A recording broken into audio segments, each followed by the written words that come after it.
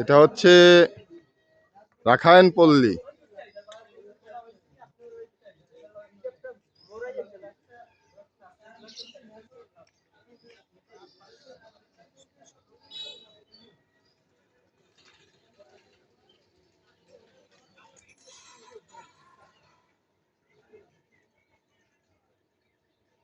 এখানে কি ভাইয়া রাখাইনদের ঐতিহ্যবাহী কোনো কিছু আছে? জাদুঘর ভিতরে না? রাখাইনদের জাদুঘর এক ভাইয়া বললো ভিতরে তাদের প্রাচীন নিদর্শন আছে। ঠিক আছে, আমরা যেয়ে দেখি, আমি যেয়ে দেখি।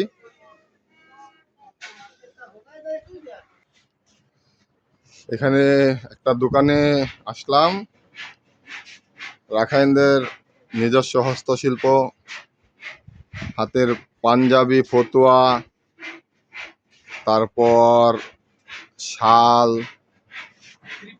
থ্রি পিস, শাল, চাদর, অনেক কিছুই বলতেছে ভাইয়া পাওয়া যায়।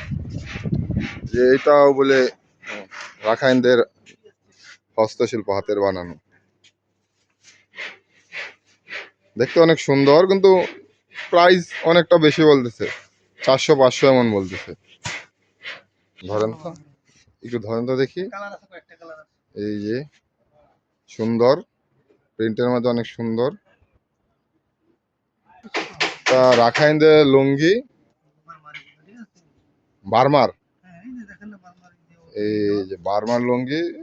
ভাইয়া বলছে সাধারণত আমরা একটু বড় লুঙ্গি পরে থাকি, তো ওরা আর কি ওদের লুঙ্গিটা একটু খাটো, শর্ট হয়।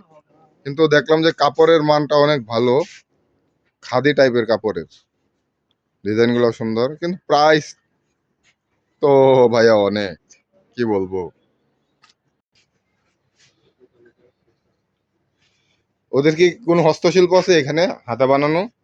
এই যে এখানে কোনো হস্তশিল্প আছে হাতে বানানো? হ্যাঁ, চকের না? ও আচ্ছা, বুঝতে পারছি। যার যার পছন্দ হবে এখান থেকে এসে নিয়ে যেতে পারো।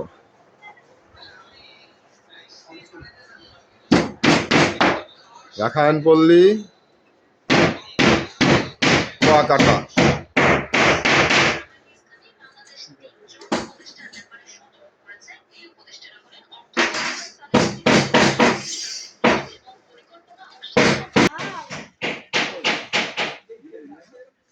Almost close. Welcome to Rakhine জাদুঘর। ঠিক আছে, ভিতরে যেয়ে দেখি।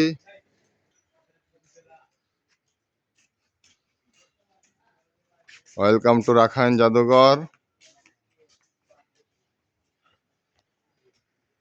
আমরা আরেকটা দোকানে আসলাম। এখানে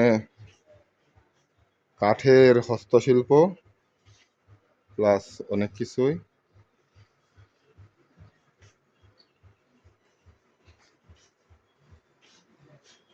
ভাইয়া, এখানে কি রাখাইনদের কোনো হস্তশিল্প আছে?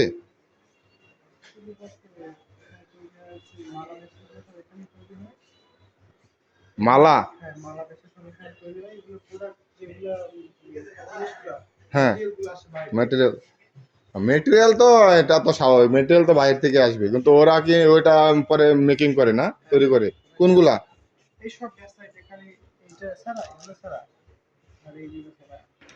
ঠিক আছে ভাইয়া, এই যে এইগুলা আমি চুজ করলাম।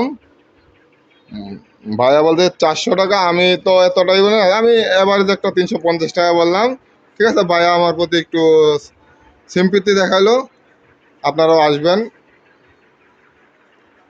ঠিক আছে ভাইয়া, ওকে, ধন্যবাদ। ভাইয়ার দোকানের নামটা কি? জি, এই যে নাবিলা ঝিনুক অ্যান্ড আচার হাউস। আচারও আছে ভালো ভালো।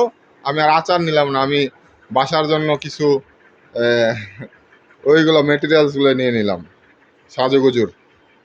ওকে, এই হচ্ছে আচার, বিভিন্ন ভ্যারাইটিস আচার আছে, টক, ঝাল, মিষ্টি সব।